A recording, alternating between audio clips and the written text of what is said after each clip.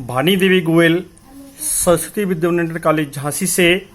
के Tiwari physics, class 11th, subject physics, chapter number 6, vector analysis.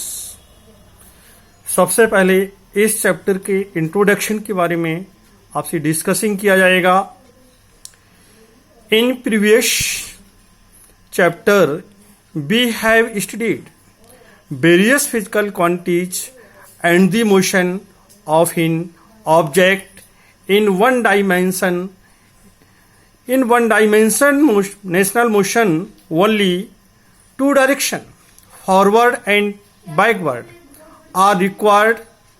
These two directions have been conventionally assigned positive, plus and negative, minus symbols. In chapter 5, four position, displacement, velocity and acceleration. What in case of two-dimensional motion in a plane, or three-dimensional motion in a space, some physical quantities can have a large number of directions. Examples: electric current. The physical quantities which change their direction cannot be added or subtracted by the ordinary law of algebra. In order to deal with such operations in these physical quantities, we need to introduce the concept of vectors, in which we consider a specified direction along with the magnitude of a given physical quantities. मेरे कहने की meanings है कि one dimensional motion में सभी सदिश राशियों में से किसी भी एक वेक्टर राशि की डायरेक्शन का एनालिसिस कर दिया जाता है, तो अन्य सभी राशियों की डायरेक्शन एनालिसिस करने की कोई आवश्यकता नहीं होती है, क्योंकि सभी सदिशों की दिशाएं एक ही होती हैं।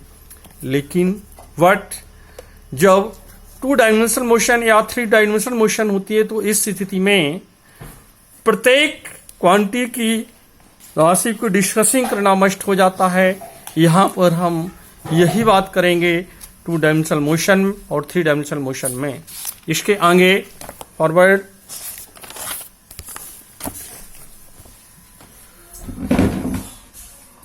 अगला टॉपिक है, इसमें पहला classification of physical quantities. On the basis of direction we classified all the physical quantities in three categories.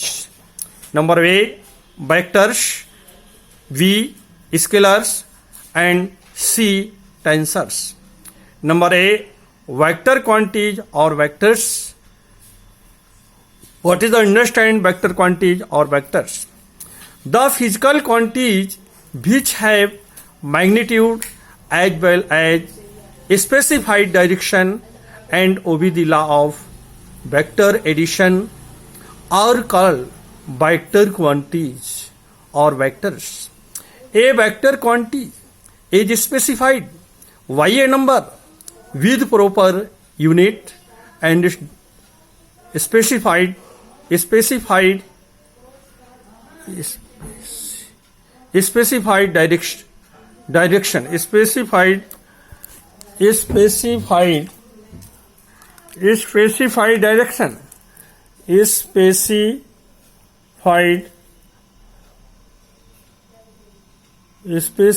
direction, such as the velocity of a car 40 km/h towards its vector बराबर vector equal scalar plus direction. Example: position displacement, velocity, acceleration, force, torque, weight, momentum, comma area, comma current density, comma intensity of electric field, comma intensity of magnetic field, comma magnetic dipole moment, comma electric dipole moment, etc.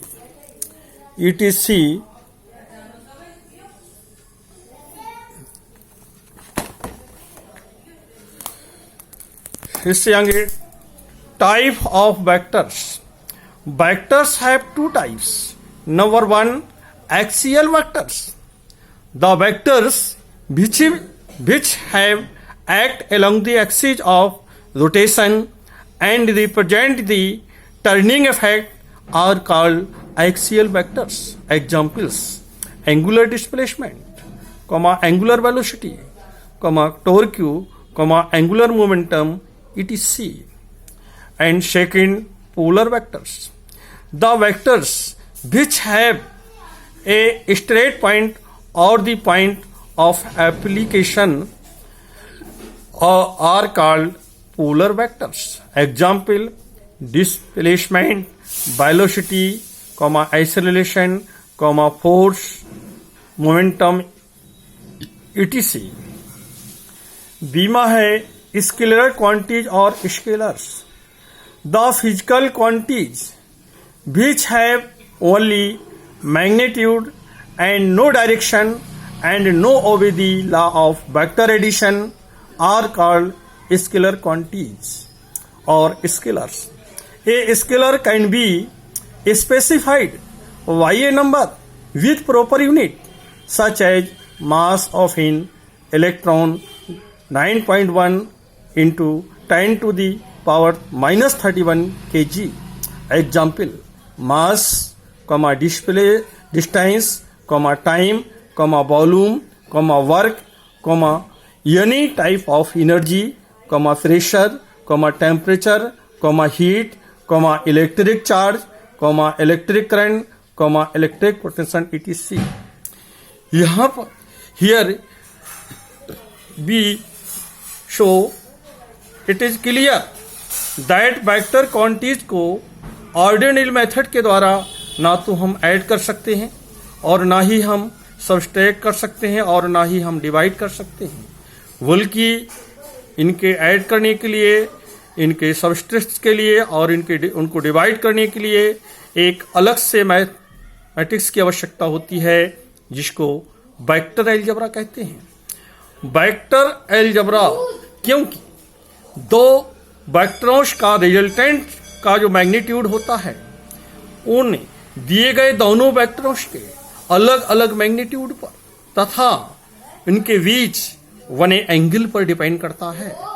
इसलिए किन्हीं भी दो वेक्टरों का परिणामी resultant का magnitude दोनों वेक्टरों के difference से लेकर डिफरेंट अंतर से लेकर ऐड तक कुछ भी हो सकता है, क्योंकि कैपिटल आर इक्वल होता है √a² + b² + 2ab cos theta.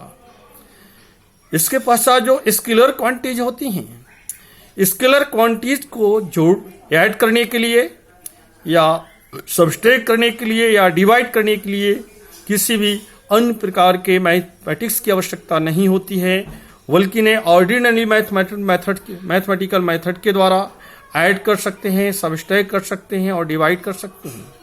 Example: किसी पॉट में यदि 5 लीटर मिल्क है और उसमें हम 3 लीटर मिल्क को और मिला दें तो उस पॉट में मिल्क की टोटल जो मात्रा क्वांटिटी होगी वो 8 लीटर ही होगी, ना इससे कम होगी ना इससे ज़्यादा होगी.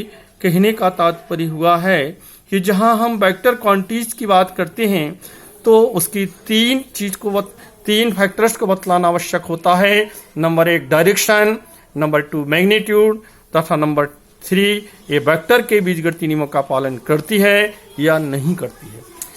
तथा जब स्केलर क्वांटिटीज के बारे में डिस्कसिंग करते हैं तो हमें केवल 2 चीज को बतलाना पड़ता है कि इसका परिमाण क्या है, केवल परिमाण बताना पड़ता है, डायरेक्शन बताने की आवश्यकता नहीं होती है तथा ये वेक्टर के बीजगणित नियमों का भी पालन नहीं करती है. कभी कभी स्टूडेंट मिस्टेक वश विद्युत धारा को सदिश राशि बोल देते हैं, जबकि ये गलत है। वास्तव में जो इलेक्ट्रिक करंट है वो ना सदिश है, उसे अदिश तो हम कह सकते हैं सामान्य स्थिति में, लेकिन सदिश नहीं कह सकते हैं। वास्तव में राशि टेंसर राशि होती है, क्योंकि टेंसर क्वांटीज में क्वांटीज होती हैं which is have both properties vectors and scalars. Example, जैसे किसी वायर में एक निश्चित डायरेक्शन में यदि करंट फ्लो हो रही है तो हम कह देंगे कि इस समय electric current as a vector quantity की भांति बिहेवियर कर रही है। और यदि उसी वायर को हम कई बार टर्न अप करके टांग दे और उसका पिलर उसको हम करंट फ्लो कराएं, तो हम देखते हैं कि उसमें फ्लो होने वाली करंट की direction point by point change हो रही होती है। इसलिए इसको हम सदिश ना कह के अब अदिश कहेंगे। अर्थात जो इलेक्ट्रिक करंट होती है वो कंडीशन के अनुसार दोनों गुण होते हैं, कभी तो यह वेक्टर राशि की भांति व्यवहार कर रही होती है और कभी स्केलर क्वांटिटीज की भांति बिहेवियर कर रही होती है। अर्थात इसमें वेक्टर्स तथा स्केलर के दोनों के गुण होते हैं। इसीलिए ऐसी क्वांटिटीज को हम टेंसर क्वांटिटीज कहते हैं, जिसमें वेक्टर तथा स्केलर दोनों के गुण पाए जाते हैं। इसके आगे आपसे कल डिस्कसिंग किया जाएगा अगले टॉपिक के बारे में। Thank you.